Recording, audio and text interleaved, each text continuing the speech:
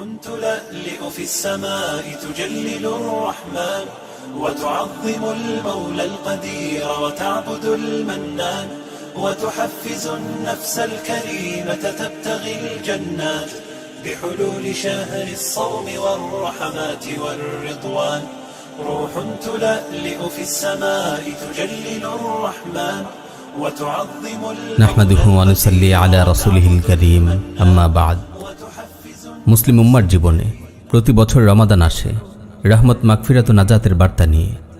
দুর্ভিক্ষ মহামারী আর বিপর্যয়ের এই কঠিন সময়ে যথারীতি আমাদের দরজায় কড়া নাড়ছে পবিত্র মাহে রমাদান। কষ্ট ও পেরেশানির এই দুর্দিনে রমাদান নিঃসন্দেহে আমাদের জন্য আল্লাহ রাব্বুল আলামিনের এক বড় নিয়ামত। প্রিয় ভাই, মুমিনের জীবনে রমাদান অত্যন্ত গুরুত্বপূর্ণ। এই মাসেই সে তার পুরো বছরের পুঁজি সংগ্রহ করে, অতীতের সব গুনাহ থেকে তাওবা করে নতুন করে জীবন শুরু করার শপথ গ্রহণ করে। তাই খুব সতর্কতার সাথে হিসেব করে পরিকল্পনা মাফিক এই মাস অতিবাহিত করতে না পারলে কাঙ্ক্ষিত সাফল্য অর্জন করা যায় না, উপকৃত হওয়া যায় না রমাদানের আসমানি বরকত থেকে। মুসলিম ভাইয়েরা, রমাদানের 24 ঘন্টা কিভাবে কাটাবেন এই নিয়ে আজ আমরা সংক্ষেপে কিছু আলোচনা করব। রাতে তারাবি আদায় করে দ্রুত ঘুমিয়ে পড়ুন। অনর্থক গল্পগুজব করে সময় নষ্ট করবেন না। দিনে ঘুমানোর চেয়ে রাতে ঘুমানো আপনার স্বাস্থ্যের জন্য অধিক উপকারী, আর এতে আপনার সময় প্রচুর সাশ্রয় হবে। শেষ রাতে সেহরি খাওয়ার জন্য একটু আগে ভাগে উঠে পড়ুন, যাতে 2-4 রাকাত তাহাজ্জুদ আদায় করা যায়। জাগতে না পারার আশঙ্কা থাকলে প্রয়োজনে অ্যালার্ম সেট করে রাখুন। তাহাজ্জুদ আদায়ের পর আল্লাহর দরবারে প্রাণ ভরে দোয়া করুন, নিজের জন্য, পরিবারের জন্য এবং সর্বোপরি মুসলিম উম্মার সর্বাঙ্গীন কল্যাণ ও সাফল্যের জন্য আল্লাহর কাছে প্রার্থনা করুন।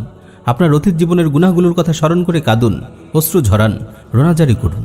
সুনানে তিরমিজিতে বর্ণিত একটি সহিহ হাদিস এসেছে, রাসূল সাল্লাল্লাহু আলাইহি ওয়াসাল্লাম ইরশাদ করেন, আইনানে লা তামাসসাহুমান নার, আইনুন বাকাত মিন খাশিয়াতিল্লাহ ওয়া আইনুন বাতাত তাহরুসু ফি সাবিলিল্লাহ। জাহান্নামের আগুন দুটি চোখকে স্পর্শ করবে না, যে চোখ আল্লাহর ভয়ে কাঁদে এবং যেই চোখ আল্লাহর রাস্তায় পাহারা দিয়ে নির্ঘুম রাত যাপন করে। সাহরি দেরি করে খাওয়া সুন্নাহ, তাই আগে ভাগে সেহরি না খেয়ে শেষ সময় খাবেন। সাবধান, সাহরি খাওয়ার পর কখনো বিছানায় শুবেন না। এতে আপনার চোখে ঘুম নেমে আসতে পারে এবং এতে ফজরের সালাত কাজা হয়ে যেতে পারে। রমাদানের সবচেয়ে গুরুত্বপূর্ণ আমল হলো 5 ওয়াক্ত সালাত জামাতের সঙ্গে মসজিদে আদায় করা। খেয়াল রাখবেন, রমাদানের পুরো মাসে 1 ওয়াক্ত সালাতের জামাতও যেন আপনার ছুটে না যায়। যদি এই মাসে জামাতের সালাতে অভ্যস্ত হয়ে উঠতে পারেন, তবে এটিই হবে রমাদানে আপনার সবচেয়ে বড় অর্জন। করোনা পরিস্থিতির কারণে যদি মসজিদে সালাত আদায় করতে না পারেন, তবে অন্তত বাসায় হলেও জামাত করার চেষ্টা করুন। ফজরের সালাত পড়ে সাথে সাথে না ঘুমানো ভালো। সময়টি অনেক বরকতপূর্ণ। এই সময় আপনি সকালের আজকার আদায় করতে পারেন, কোরআন তিলাওয়াত করতে পারেন, দ্বীনি কিতাবাদি অধ্যয়ন করতে পারেন। একেবারে ইশরাকের সালাত আদায় করে ঘুমোতে পারলে ভালো। ইশরাকের পর অ্যালার্ম সেট করে ঘুমিয়ে পড়ুন। রাত আর দিন মিলিয়ে 7-8 ঘন্টার বেশি ঘুমানোর দরকার নেই। রমাদানের প্রতিটি মুহূর্তই খুবই মূল্যবান, তাই প্রতিটি সেকেন্ড থেকে উপকৃত হওয়ার চেষ্টা করুন। রমাদানের অত্যন্ত মৌলিক একটি আমল হলো তিলাওয়াত। রমাদানে পুরো কোরআন অন্তত একবার হলেও খতম করার চেষ্টা করুন। প্রতিদিন নিয়ম করে অন্তত 1 পারা তিলাওয়াত করুন। কোন কোন সময় তিলাওয়াত করবেন তার জন্য একটি সময় নির্ধারণ করে নিন। অনেক ভাই আছেন যারা এখনও তিলাওয়াত করতে পারেন না। এটি দিনের প্রতি অনেক বড় একটি অবহেলা। রমাদান তাদের জন্য অনেক বড় একটি সুযোগ।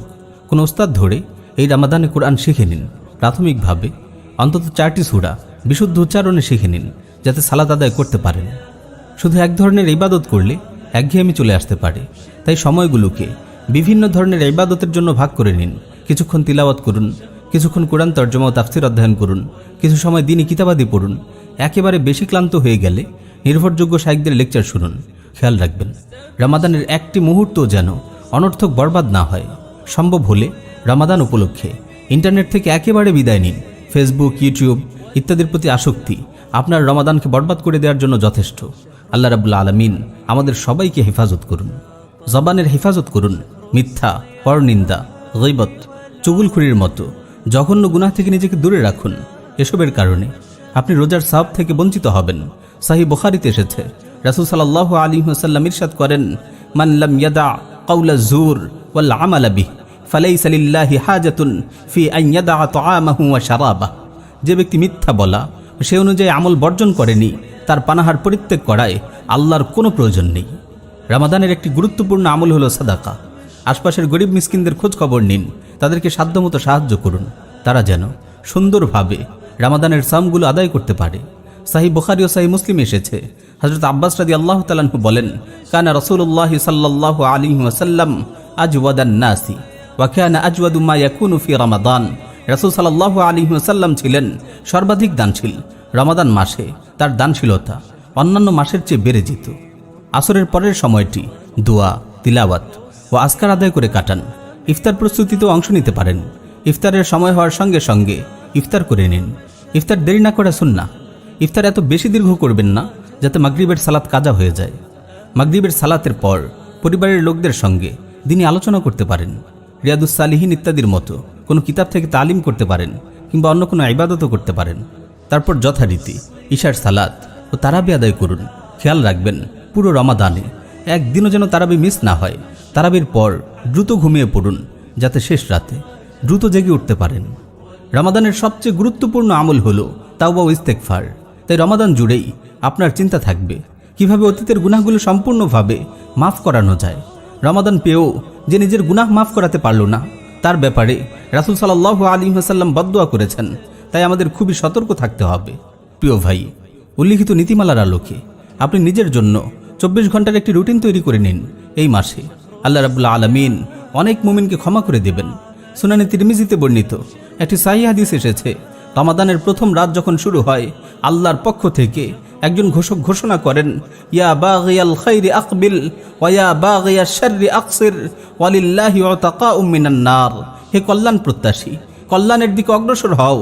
হে গুনাহের ইচ্ছা পোষণকারী, গুনাহ থেকে বিরত হও। আর আল্লাহর পক্ষ থেকে এই মাসে জাহান্নাম থেকে বহু লোককে মুক্তি দেওয়া হয়। প্রিয় ভাই, আমাদের সর্বোচ্চ চেষ্টা করে যেতে হবে আল্লাহর সৌভাগ্যবান মুক্তিপ্রাপ্ত বান্দাদের তালিকায়। আল্লাহ যেন আমাদের নামটি অন্তর্ভুক্ত করেন। আল্লাহ তাআলা আমাদের সবাইকে আমল করার তৌফিক দিন। আমিন ইয়া রাব্বাল আলামিন।